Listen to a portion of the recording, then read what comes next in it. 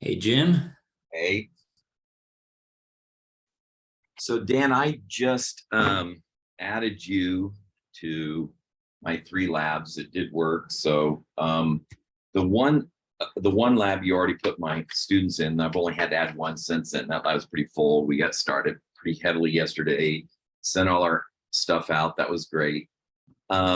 This other class, these other two labs, they're supposed to be at Cal Baptist. They're supposed to be 21 and 9 in the other. When I looked so far, there's 7 and 5. Like I can't get the students to sign up yet. Now classes only they only started Wednesday. Like our class, it's a Monday, Wednesday, Friday class, and we just started after Labor Day on Wednesday. So I'll see them right after this. It's like 1:25 here. It's like noon here now. So or 1:15. So soon after this meeting, I go to my the lecture for those students, and I'll bug them again and get them to get in there. But we're supposed to be doing labs starting on Monday. I have a Monday and Wednesday lab. So I'm going to really push them. And my Monday class only has like 7 people in there. So there's now you mean in WebAssign or enrolled in the class? In WebAssign. Okay. Just send me the class roster. Okay. The emails from the class roster, and I'll create accounts for everyone. And that way, whenever they get into WebAssign, that's what I was trying to do the other time, and I couldn't download an email list that I wasn't cut and pasting. And what I eventually see that worked was I went into WebAssign, and I figured out a way to download that as an Excel file. And that's what I finally sent to you that went. So I was just having a little bit of trouble with that, but I'll figure it out. I'll figure it out and get you that stuff because we're supposed to start Monday night. The other thing I wanted to ask you about was, so yesterday I'm going in and I'm demonstrating, okay, now let's submit for this planet and this planet, right? And I'm going in doing it myself. And while I can manage, when I go into group management, I can go between my different accounts and stuff. I couldn't find the choice anymore other than MWU.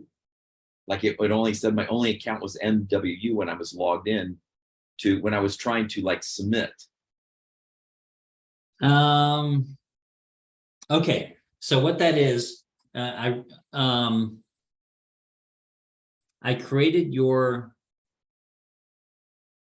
OPIS section, and I populated it with your students, and I gave your students observing time. Right. But I didn't give you any observing time.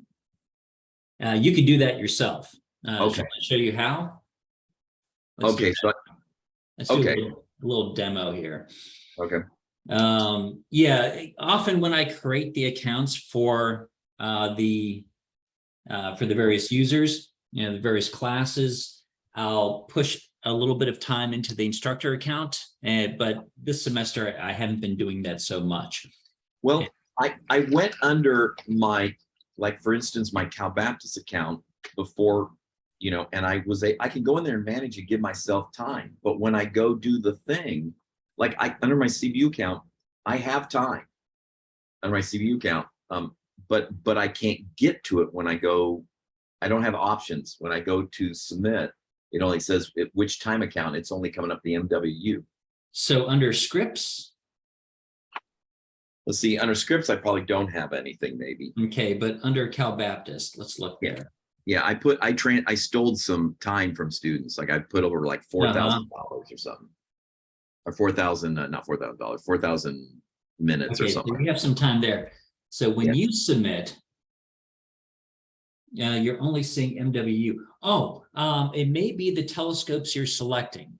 So I was going to make an announcement about this. I made a change. Oh, yeah. There's probably going to be all sorts of fallout from this change. I probably didn't do everything quite right. But, now we have MWU running as well. And MWU, that's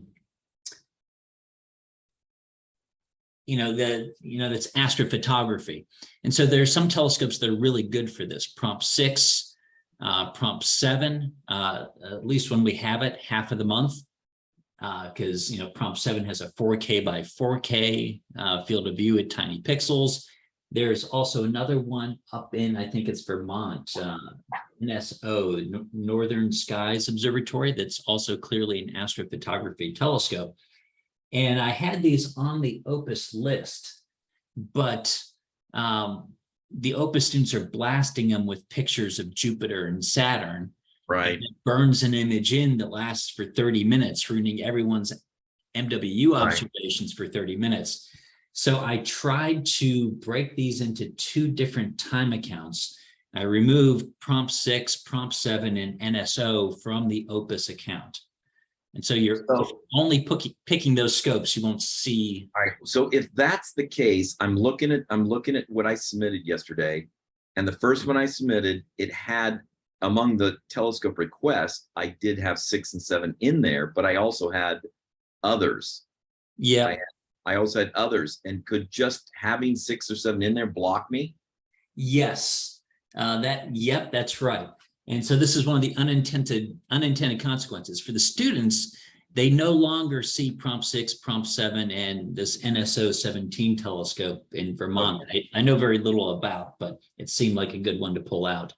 And I felt confident doing that because we've had a trip to Chile, we've done telescope maintenance, and so there are more telescopes available for OPIS. Some more are coming online over the course of this semester. So the OPIS students should have plenty to work with. They're just not going to have the ones that are best for astrophotography.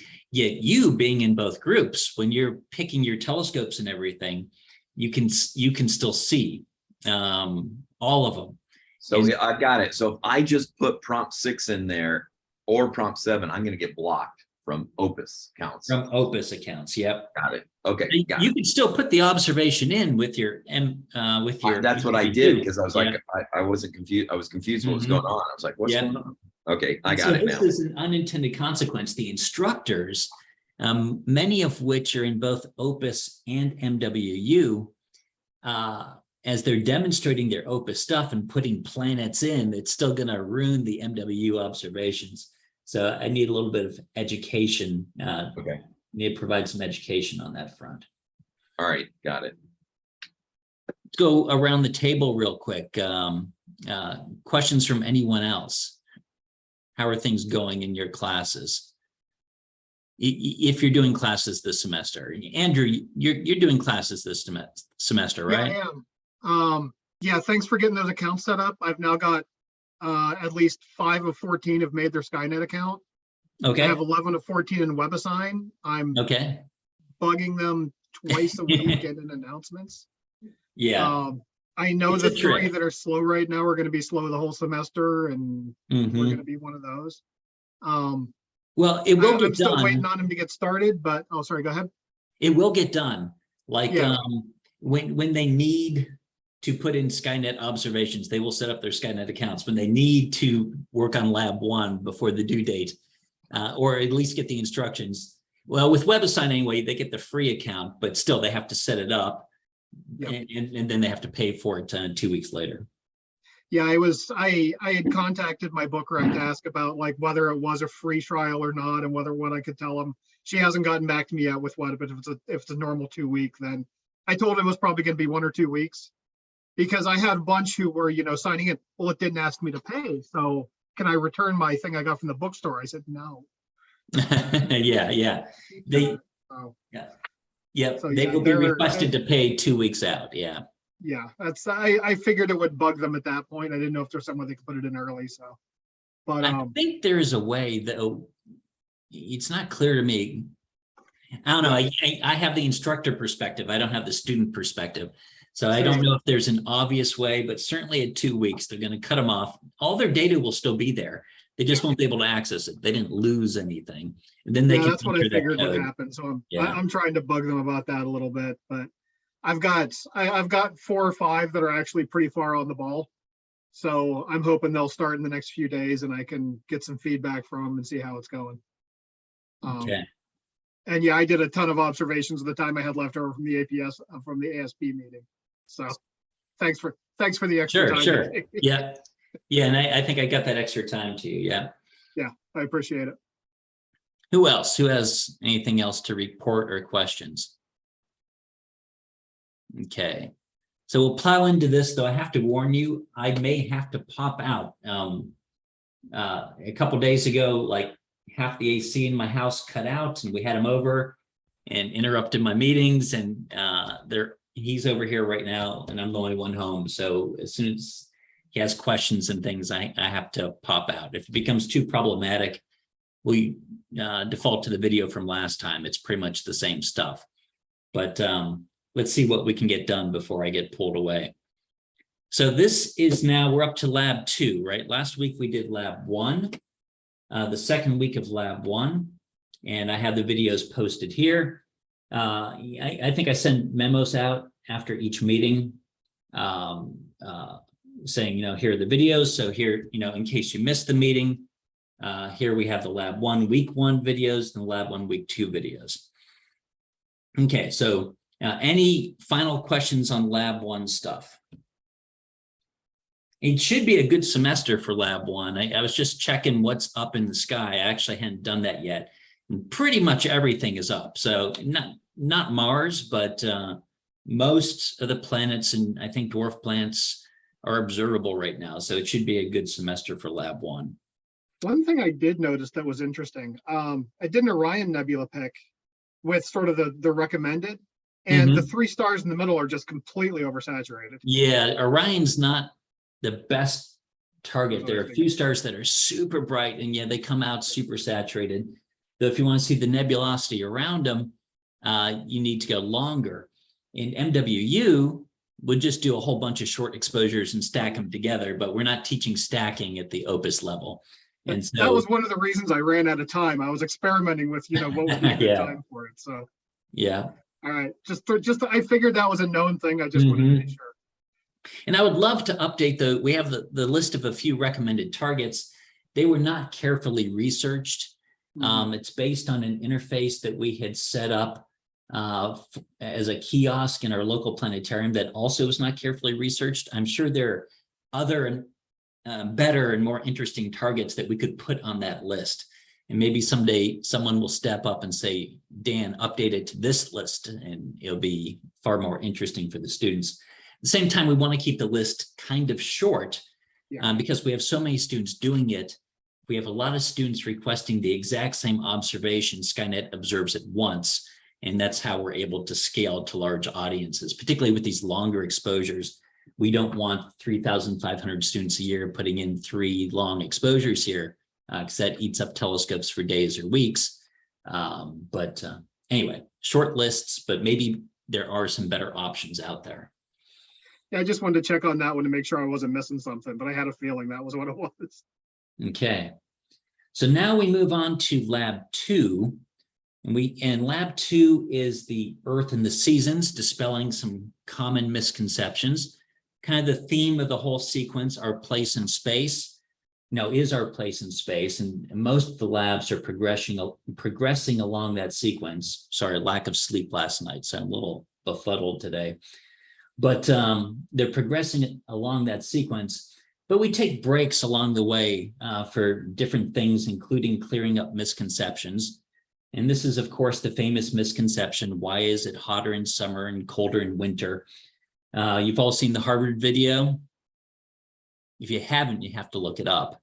It was a graduation day at Harvard University, and they're pulling the graduates aside in their gowns and everything, asking them, why is it hotter in summer and colder in winter? And even Harvard graduates are getting this wrong. And then to really grind it in, they go down to the local middle school and ask the 7th graders, and they do a better job than the Harvard graduates. So it's a very sad video, but if you haven't seen it, you definitely should see it for pedagogical reasons. I'm a little torn. People focus on this so much. It's kind of like the thing in astronomy that is like this big misconception, but there's so many just about anything in astronomy is not going to be well understood by the general public, including this, even though it was figured out like 400 years ago. But people focus on this one.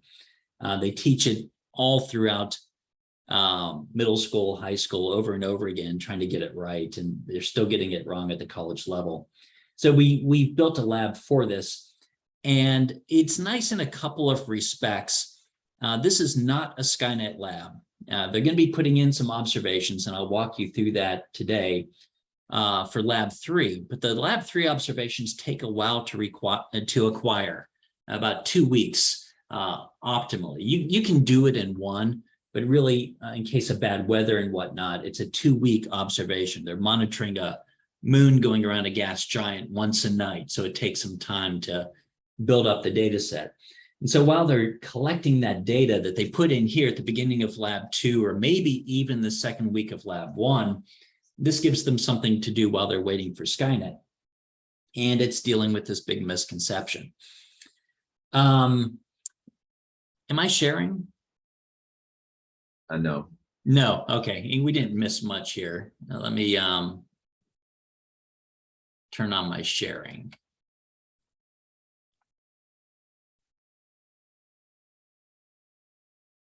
Spread you out.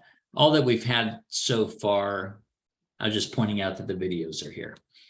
Okay, so we have 2 versions of this lab, one that most people use and one that I greatly prefer. So the one that most people use is the Stellarium version. That's what I'll go over today. And so the whole thing can be done on the computer using the Stellarium program, which they've already gained some access to in some experience with in lab 1. But, you know, that's a ground-based perspective. You know, Stellarium is showing you what the sun is doing from the ground. So the kind of the key things that we're talking about are length of day and how high the sun is above the horizon at midday. These are the 2 things that we latch onto. And you can do all that from the ground and figure it out, because of course that's how we figured it out originally, from the ground. But I feel students get a better understanding if they can zoom out, get off the earth, and have like the God's eye view or the space view of it. And so I'll just mention the globe setup. Let's see, I have a picture here somewhere. Oh, I did. Let's see. I can find it real quick. Let's see. I think it's materials.png. There we go. Here's a picture of the globe setup. And so this is what we use at Chapel Hill. Was something almost like this. This has one problem in it, but it's nice. They can get off the earth. We provide them with the sun. And for length of day, you're measuring the amount of time it takes to go from one terminator to the other. You can see the terminator here carved out by the lights. We tried different things with the lights in the past, like a single light, but a single light gives you a spotlight pattern. And so the terminator's curved like this, and they get incorrect values near the poles. Then we messed around with 2 lights trying to get a straight line, but you can see that still doesn't work. So what we ended up settling on are 12-inch ring lights. We actually started with those a long time ago, but they're mercury filled, and the older ones, and students would break them, and it was problematic, and they weren't very bright. But now there are 12-inch ring lights in LED form that give you really strong illumination. The globe is 12 inches, so it's just perfect planar illumination, gives you a very nice terminator. And so they can measure length of day by putting a city on the terminator and then working their way up the line of constant longitude, changing latitude up to the hour circle. Then they move it to midday or to the back terminator, depending upon your setup. And so, and then they measure these lengths of day for a whole bunch of cities at a whole bunch of different latitudes. They do different seasons by rotating the globes into different positions. This is Northern Hemisphere winter because you're tipped away from the illumination. And then they also do how high is the sun above the horizon for different latitudes, different cities, using a protractor that you place flush against the ground and a string. And again, I greatly prefer this. I think it's more intuitive. The geometry is more intuitive from this God's eye perspective.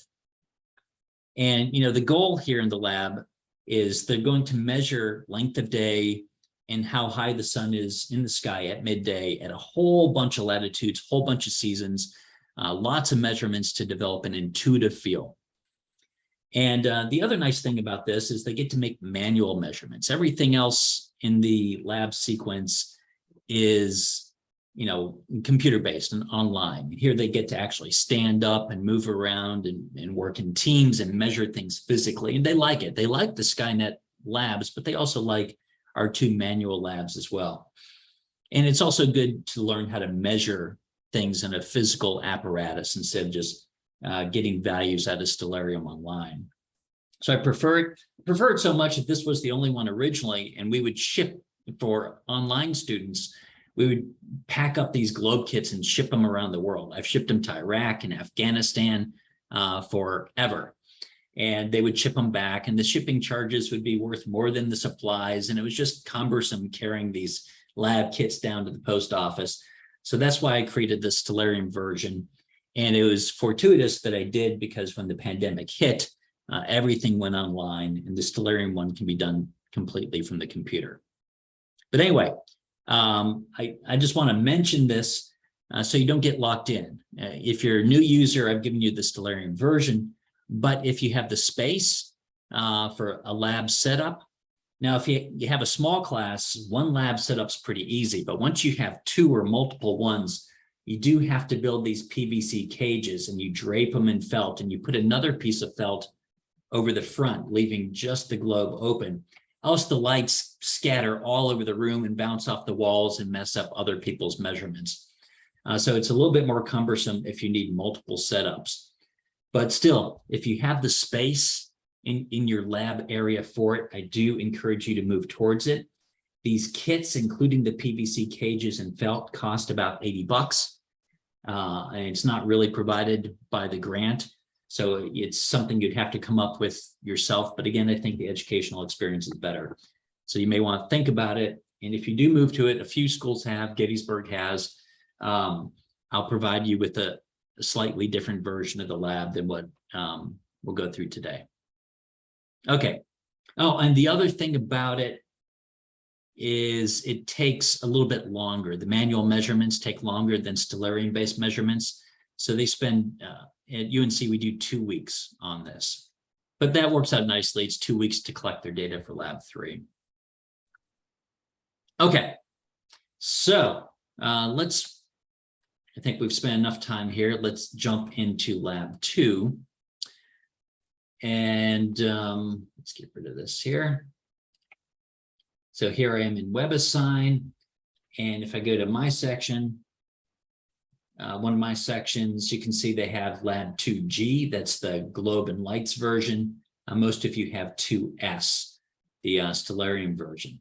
So I'm going to open that up. And I already had it opened. I'll slide at the top. Let me actually just, okay, yeah, it reset. So let's start walking through this. We have our generic instructions at the top, a list of overview videos. And again, those are also collected on the Skynet YouTube channel here under this playlist.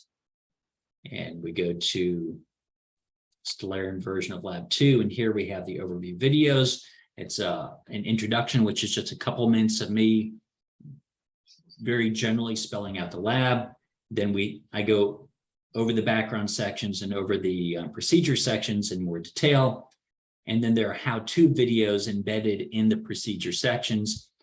And again, as the instructor, if you're trying to figure out your pre-lab lecture, you may want to look at the overview videos, and you'll also want to watch the how-to videos so you're prepared to answer questions.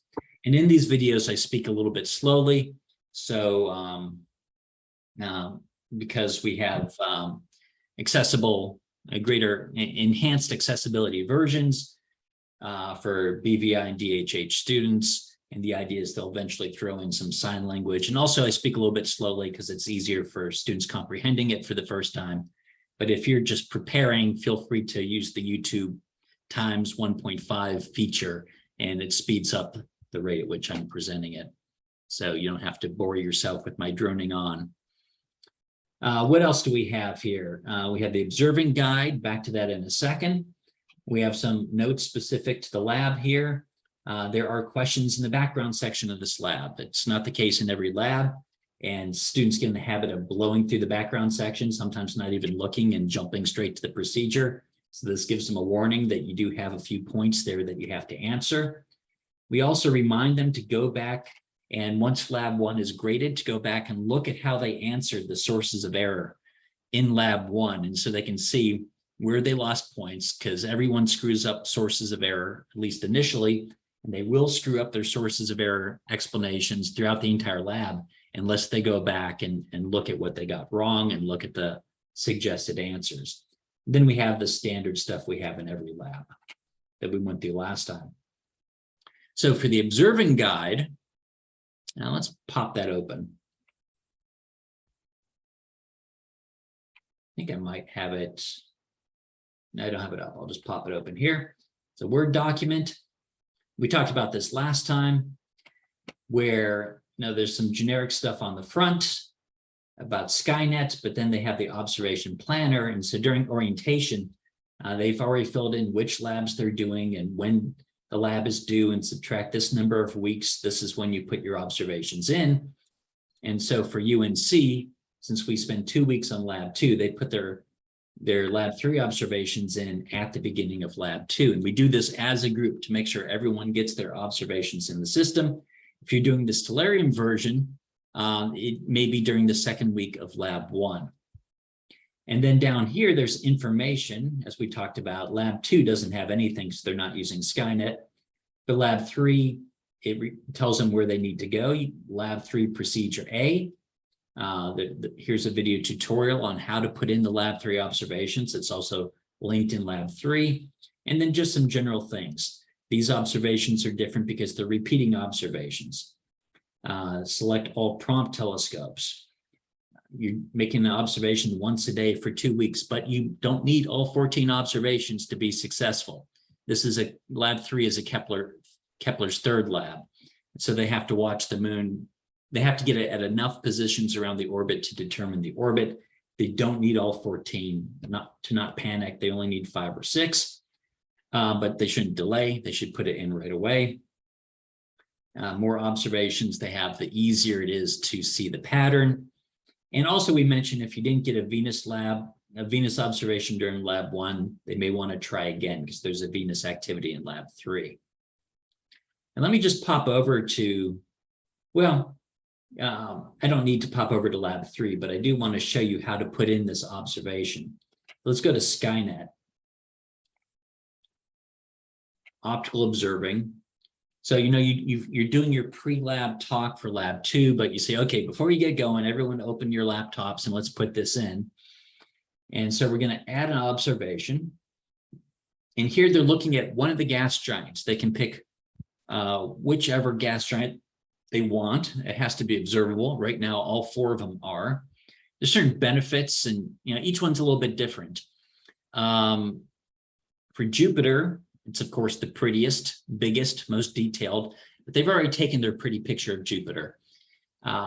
Here we're looking at the moons. And with Jupiter being the closest, the moons are the best, the most separated. So they're really easy to figure out which one's which, except sometimes Ganymede can move off the field of view of our smaller format cameras. And so they may lose, and Ganymede's the moon they're tracking. And so some of their observations, they may lose their target because it's off frame.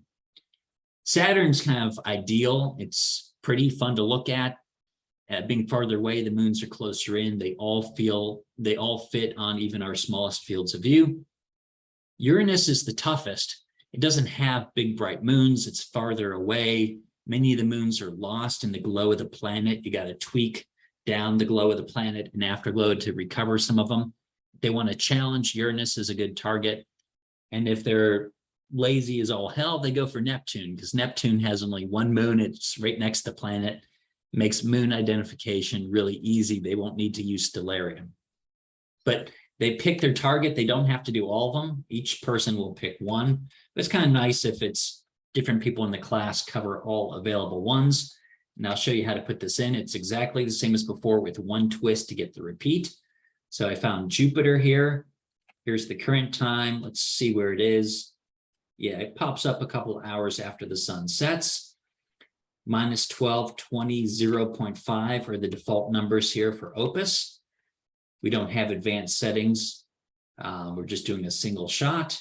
Make sure it's above the curve sometime over the next 24 hours. choose and select filters. And in the lab, it tells you what filters and what exposure times. It says for Jupiter, we want V-band. I already have that marked. Lots of telescopes have a V filter.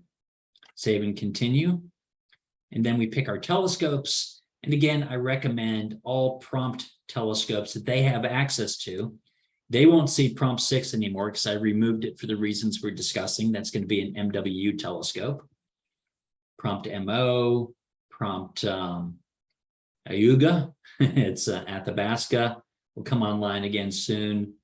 Prompt USASC, prompt Meckering. So we have prompt telescopes everywhere they'll have access to. If they're running out of time, they can pick everything they have access to by pressing the green dot, and it selects everything in that time account. But I recommend sticking with prompt initially, particularly with Neptune. If you have fuzzy images, Neptune and Triton can blur together, and it makes it a little bit more challenging to measure, but it's still doable. Save and continue. You have a design telescope, and we're looking for 1. And in the lab, it says for Jupiter, V-band 0.03, the minimum exposure time, and shows you which telescopes can do it and how long they'll observe. Some telescopes can't, because once they scale, it's below the minimum exposure time. You want to recover some of them, you can maybe boost out a little bit. Yeah, I went out to 0.04 and these other two fell into line. Anyway, here's the key difference. Repeat this observation. So this is under advanced. Repeat this observation 14 times with at least 1 day between each. So once it's done, it will wait a day, and then it'll take another. And make sure this button is pressed. It should be by default. Continue on the next available telescope if interrupted. If it's not pressed, whatever telescope they start on, they stay on. And if that telescope goes down for maintenance for like 2 weeks, they're out of luck. So this will move them. If the time has elapsed, the telescope's not available, they'll move them to the next available telescope, and they'll stick with that one until it's not available.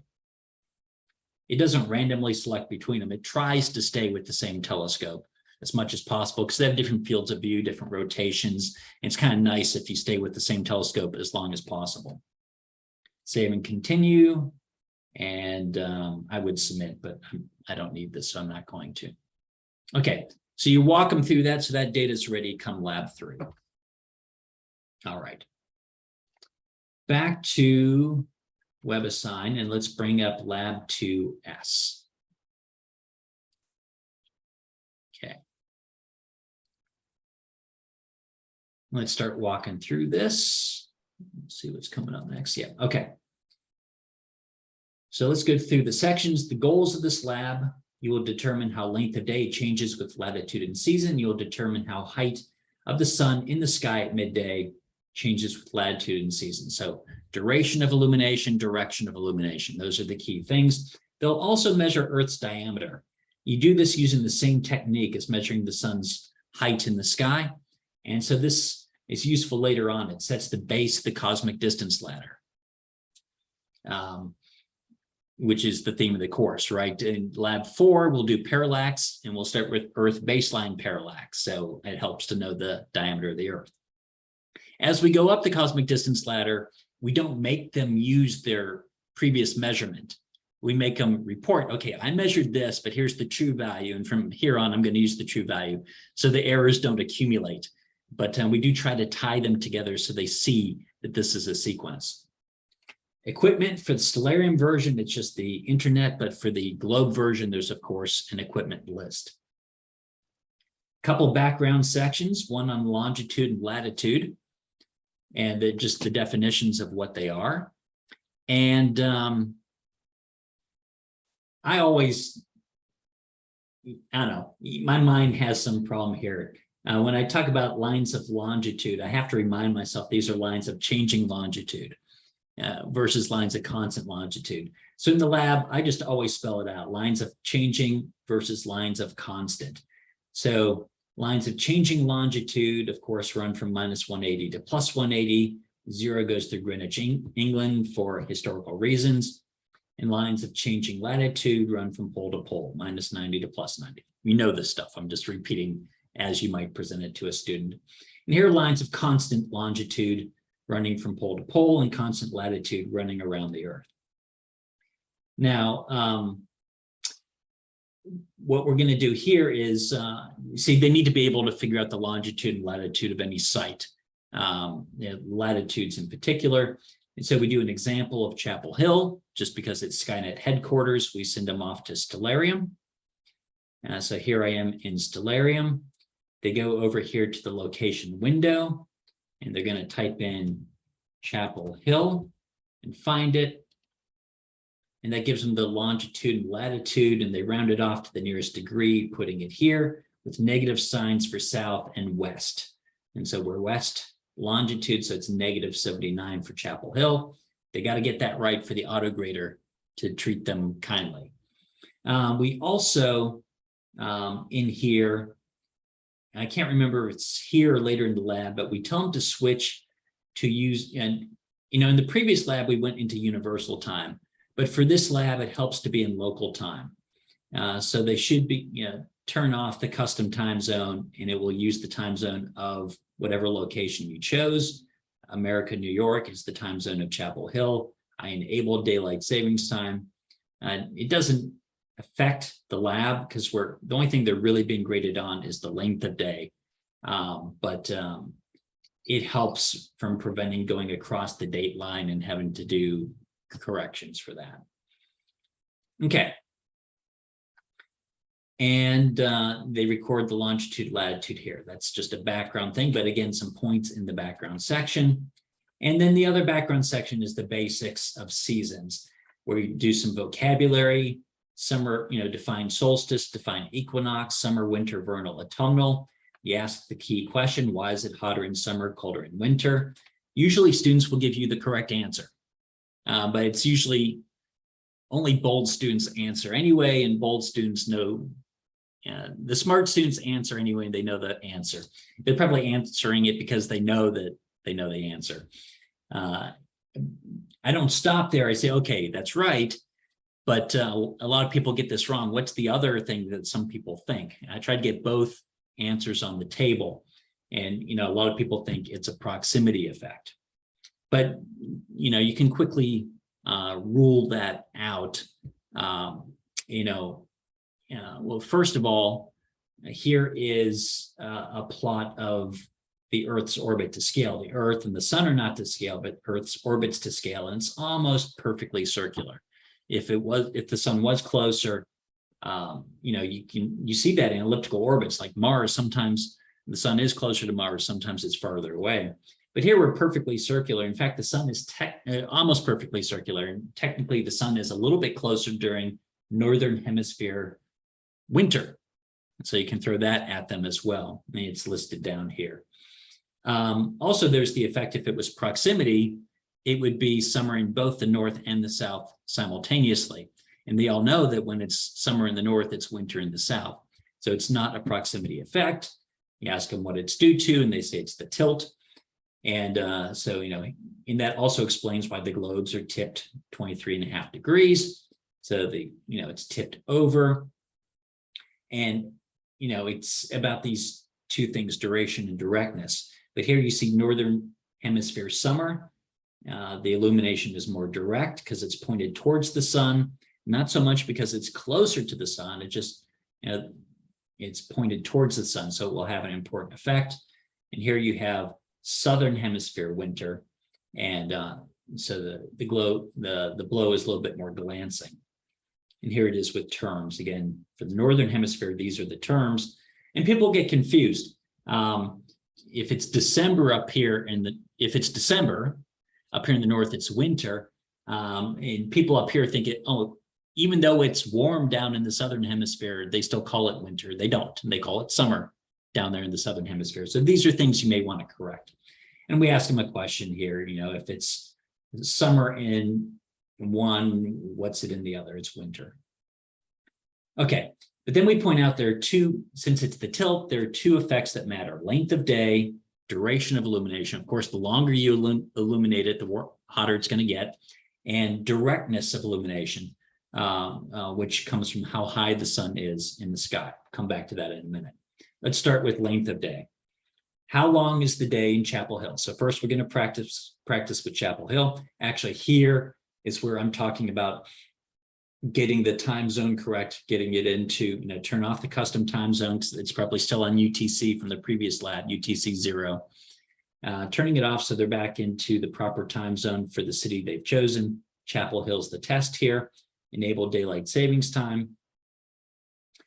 And let me just bring up Stellarium and do this.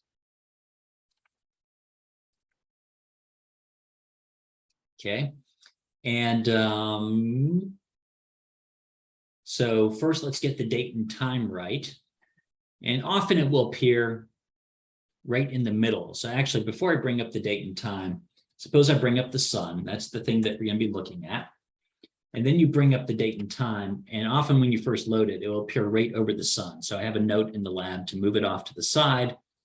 And in this particular practice run, they're doing summer solstice. So that's June 20th or 21st, typically the 21st, though sometimes the 20th, though it does not matter that much. Solstice means stand still. The sun is standing still in its motion on the horizon. So, it's not mattering that much. And then to get the sunrise date, we drop the time down here and we recommend a couple of things. You see, as I drop this right below the horizon, we actually lose track of the sun. And you just get this glow. And so it's hard to get the right time. So one way to do this is the sun stays at the center of the screen. So I put my finger right on the sun, kind of my fingernail halfway. You can't see me doing this, but I'm touching the screen. Of course, I don't have a touch screen. If you have a touch screen, you got to hover. And then I change it till my finger is right at, not at the top of those trees, but at the natural horizon. And that's one way to do it. Another way, and you can do both actually, is to zoom in. You get a little bit better definition. And so there it is a little bit more precisely. And of course, there are modes you can go into in Stellarium. You can go into ocean mode and you have no obstruction. But if they were doing this, if you were sent to send them out into the actual outside to do this, they would be dealing with obstruction. So I kind of like using, in the lab I tell them to use, don't change off. This is, I forget what it's called. It's a farmland in France, to use this particular setting. And the obstructions are a source of error. They can kind of see where the bottom of the trees are, and they can, using their finger, get the sun to touch there. And it's something they can talk about in sources of error. And then they get the sunset time. And this one's trickier because there are a lot of sources of error. I'll zoom in a little bit. And I'll put, let's see, you got to be centered on the sun. I somehow got off the sun. So let me get back centered on the sun. Putting my finger on it. Maybe I'll zoom in a little bit and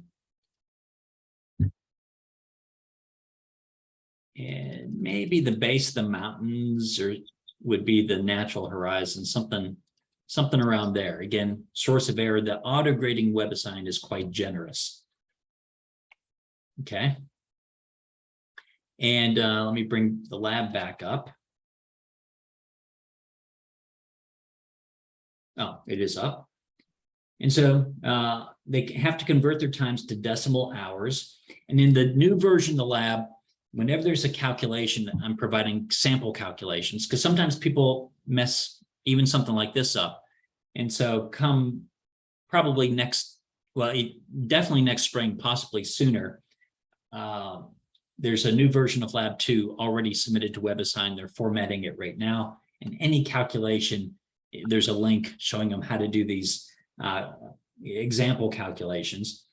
But the rise time, the set time in decimal hours, they subtract it to get the length of day. And Stellarium also gives a length of day. So one of these numbers on the left here is length of day, but it's calculated differently. So we now point that out so they don't actually just take that value. They do the measurement themselves. We give them the true value. They calculate percent error, discuss sources of error, difficulty identifying the sun center given the glow, difficulty identifying the horizon given obstructions. Also, they may say sometimes it doesn't fall on the 20th or the 21st, or that the sunrise and sunset don't fall on the exact moment of the solstice, but these are actually very small effects, so I don't count them. but you can grade it however you want. Again, we have that grading guide that walks you through all the things like discussion of sources of error, something you have to grade manually. And then once they've practiced, we have them pick 5 locations, one near but just a little bit below the Arctic Circle, one in the middle of the Northern Hemisphere, one near the equator, one in the middle of the Southern Hemisphere, and one just a little bit above the Antarctic Circle. And some educators report that this list is confusing, greater than negative and stuff like that. So in the new version, where is it here? Scroll up here. This is what's been submitted to WebAssign. You don't have this version yet, but it does it more as an ordered list, making it clear, and we demarked the zones on the globe. So that should help improve things a little bit. Okay, now there's one problem, and that is you don't have a good one just a little bit north of the Antarctic Circle. So we walk them through instructions on how to add Biscoe Island. So let me show you how that works. Biscoe Island is kind of right here. You click on it approximately, and then you modify the latitude and longitude based on what we've included here in the lab. They can edit those. You type in the word Biscoe Island, you change the region to Antarctica, and you add it to the list. And then forevermore, Biscoe Island is one of the options. And so then they have that southern target. They list them here from north to south. If it's not north to south, the auto grader will destroy them. So north to south is really important. And they put sunrise times here, sunset times here, length of day. And they're really graded on the length of day column. And because these can be so vague, different time zones, they're very complicated to grade sunrise and sunset time, but length of day. And then they do winter solstice and then the equinoxes, and we do tell them to make the measurements. If they're smart, they know the equinoxes are always 12 hours and they just enter a bunch of 12s. It's actually not exactly 12 hours because of atmospheric refraction pulls the sun up. So you get a little bit more than 12 hours of daylight. And so we're asking them to make the measurements and confirm their hypotheses instead of use their hypotheses to get around the measurements. They sign their name because this is a big data collection thing, but really this will be a place for you to add or subtract points when grading. And then there's a little bit of a key here. Okay, then we send them to our custom graphing website. There's a tutorial here on how to do this. Let me just take you there myself. And they click on the link, it takes them to the custom graphing website. You see we have lots of things. The first down to gravity is for OPIS, and after that, it's stuff that we're building for MWU. And here they're just using the first one, curve. And actually, I'm going to bring the lab up and slide it to the other window just to make my life easier here. So this, you can add curves. This supports 4 curves, and they'll be able to type, numbers in and get curves to their liking. Enter. Anyway, if they type something that's not a number, it shows up red.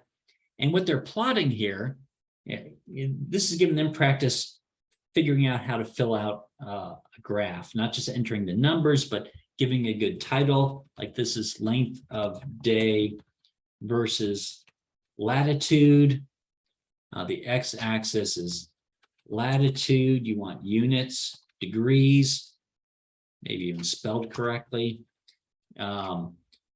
Length of day measured in hours. And then units here, this would be summer solstice.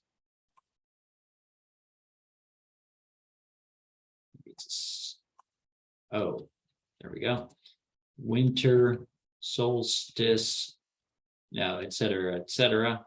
And they're being added up here. And in the video, we tell them to be specific. This is actually Northern Hemisphere summer solstice. Northern hemisphere, winter solstice, and so forth and so on. And once they get their actual data in here, they save it. The old instructions say save it as a PNG. There used to be both PNG and JPEG options. Now there's just only one save option. We're updating the labs, updating the videos, but hopefully that's not too confusing. And there's an honor code pledge, and they enter their name. And so when they upload this into WebAssign, you'll have an exit viewer attached to your browser with a single click. You can check and make sure they actually did it and not their best friend that they got it from. And they'll get something like this, where the length of day in the northern hemisphere increases as you go farther north for first day of summer, decreases first day of winter. The equinoxes are around 12. And then they're asked to explain it in words. And this is what makes grading lab 2 frustrating, because there's a lot going on here. It's complicated, and they may not be very good at explaining complicated things in words. So it's important they learn how to do this. And so they need to not just make this graph, but explain it. And I have an explanation here and some tips on grading in the grading guide. Okay. Now the second half, we can plow through this pretty quickly. This is the other effect. You know, one effect is how long is it heated? That makes sense. That would increase temperature. The other is a little bit more subtle. It's directness of illumination. And it really helps. This figure's not that great. They took some figure, and there's some company we hired to make a version that was not protected, but they didn't do a good job. So I bring a flashlight and just show on the wall. Direct illumination. It's the same amount of energy concentrated in a small area. So if the sun's directly overhead or high up in the sky, it's more energy per unit area. But if it's a glancing blow, that same energy is spread out. So it's the same energy, greater area, less energy per unit area. So the directness of illumination matters a lot too. So they're going to go through the same steps. They're going to practice on Chapel Hill. So let me show you how to do that. Let's come back here to Chapel Hill. Let me close the list. Make this big. I think I'm down near Biscoe Island at the moment. Oops, I was naming. I want to go here. Chapel Hill. Okay, I'm back in Chapel Hill. I'm still on summer. This test in the lab is summer. And so we have them zoom out, and in fact, go circular and put south on the bottom. And all the information is here. It's hard to see. So you may want to put it in night vision mode. That's the eyeball here. It makes it easier to read. And for summer solstice, now we're going to back the time out and find the time that it's highest in the sky.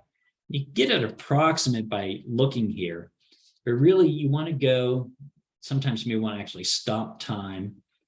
And here's altitude. And I'm putting my finger on it because my vision sucks, and so I can follow it. And I'll change the minutes until it's as high as it's going to get.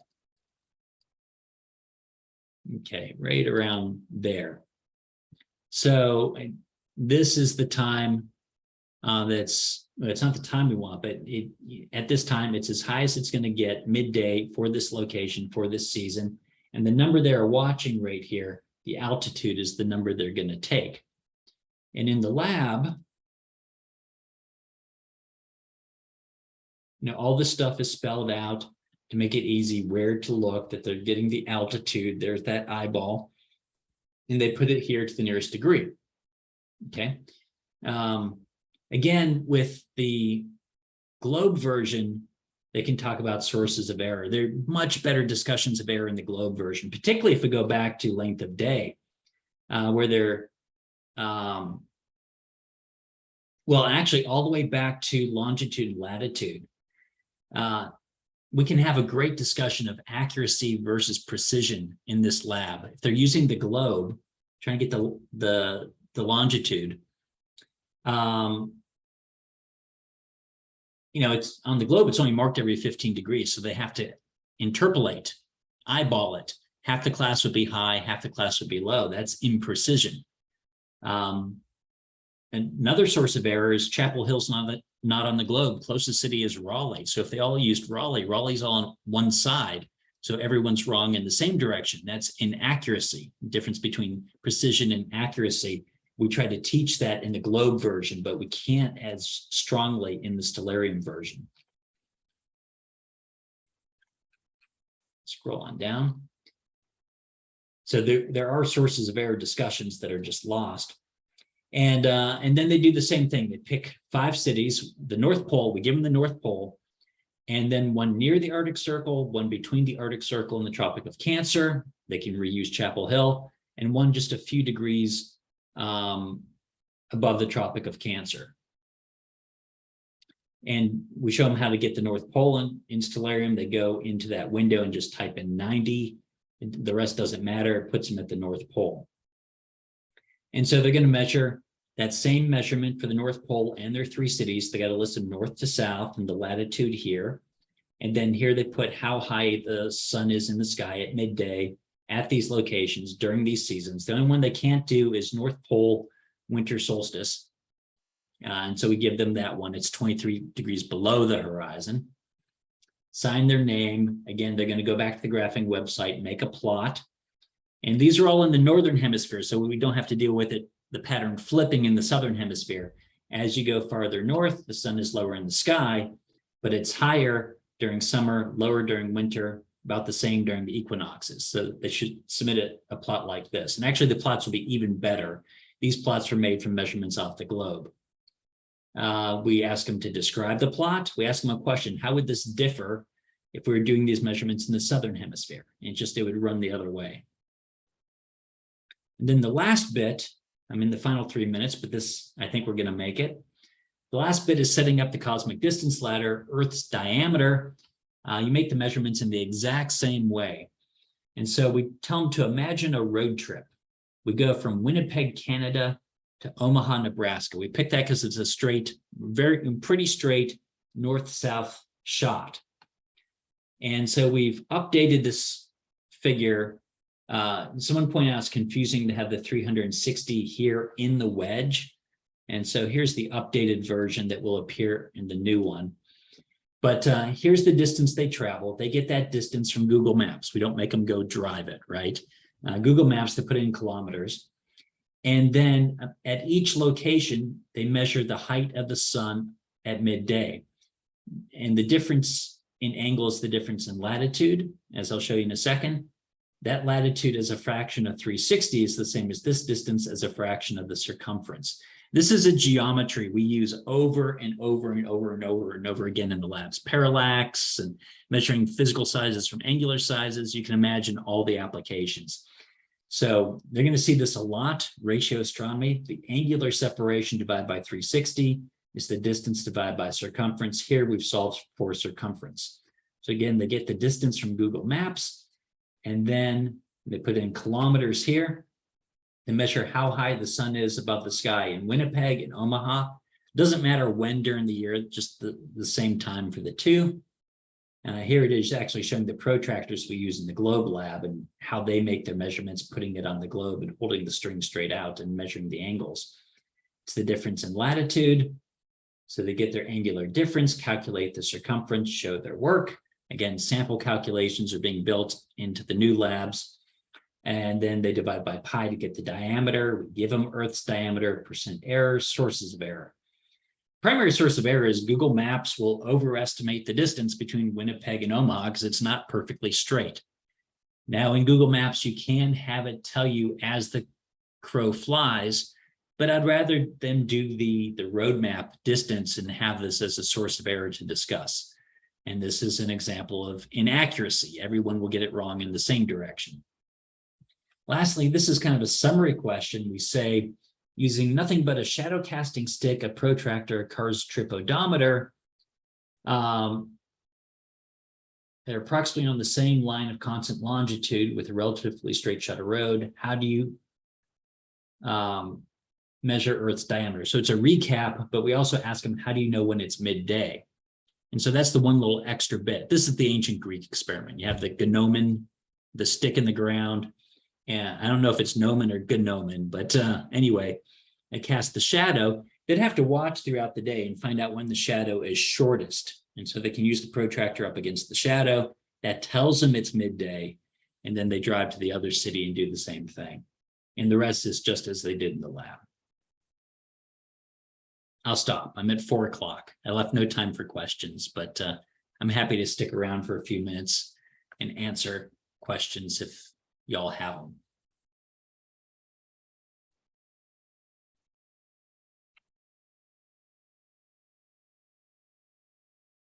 No, that's all good. It's similar to a lab I used to do using Starry Night. And I did the flashlight thing in the board and lecture on Tuesday. So Excellent, they're excellent. so Yeah. they're well prepped. Yeah, there's nothing really ingenious about this lab. Yeah, it's It is fairly standard. I did a version in grad school. We've all done versions of this lab. It does set the base of the cosmic distance ladder. It gives them a non-Skynet thing to do while they're collecting Skynet data. It deals with a big misconception. The other non-Skynet one is the true nature of the expansion of the Big Bang, also dealing with misconception. And so we felt these two were big enough to throw in the mix with the cosmic distance ladder stuff. And yeah, it's a good lab. It's always good to do. I completely agree. It's stuff they need to do and sort of work through. Yeah, it's a good lab, but again, most people use Stellarium, but if you can figure out ways to do the globe kits, I think they're better pedagogically, but totally up to you. Online, this is the only way to go. Right. Other than shipping these kits, and it's not worth it. I gotta head out to class, so. Okay.